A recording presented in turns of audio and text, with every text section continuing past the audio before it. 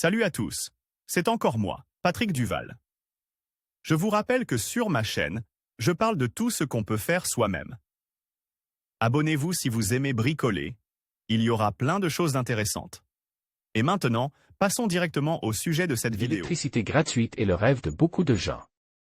Certains l'obtiennent grâce à des panneaux solaires, d'autres construisent des éoliennes.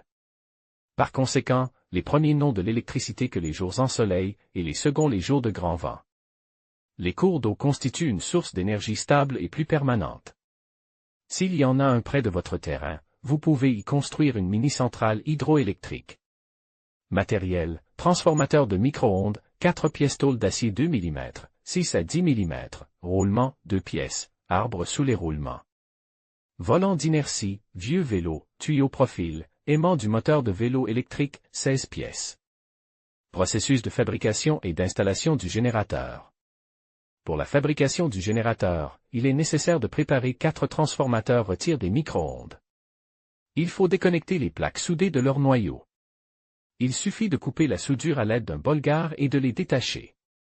Pour fabriquer le stateur du générateur, il est nécessaire de découper une plaque carrée sur laquelle le rotor à aimant permanent peut tourner et les enroulements du transformateur seront fixes. Le centre de la plaque est percé et une paire de roulements est soudée sur le dessus par les cages extérieures. Un arbre est monte sur les roulements. Un lourd volant d'inertie est soude sur l'arbre.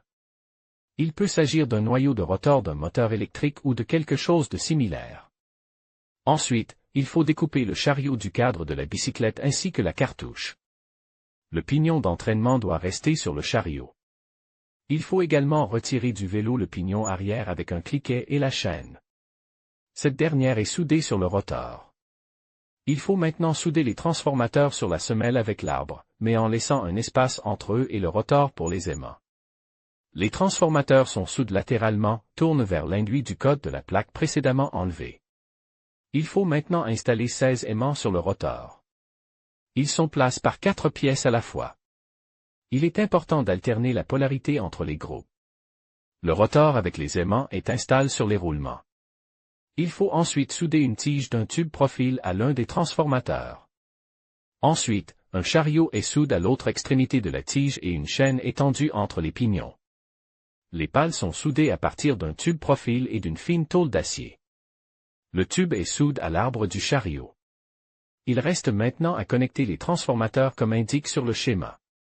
Ensuite, nous creusons un canal de dérivation du cours d'eau principal vers le ruisseau, par lequel l'eau sera libérée pour l'extraction d'énergie. Avant sa connexion avec le canal, un barrage avec une petite écluse sous le tuyau d'égout est construit en briques et en mortier dans la tranchée. Il faut ensuite fabriquer un escargot avec des seaux et des tuyaux d'égout. Ceci est nécessaire pour que l'eau entre dans le seau par un tube, fasse tourner les pales du HPP et ressorte. La roue du générateur est insérée dans l'escargot, qui est lui-même fixe au poteau situé sur le dessus. De cette manière, le composant électrique est situé à l'écart de la zone humide. En ouvrant l'écluse, les pales peuvent être mises en rotation par le courant de l'eau. Une boîte de vitesse primitive fabriquée à partir de composants de bicyclette fait alors tourner le rotor rapidement. Il en résulte une production d'électricité.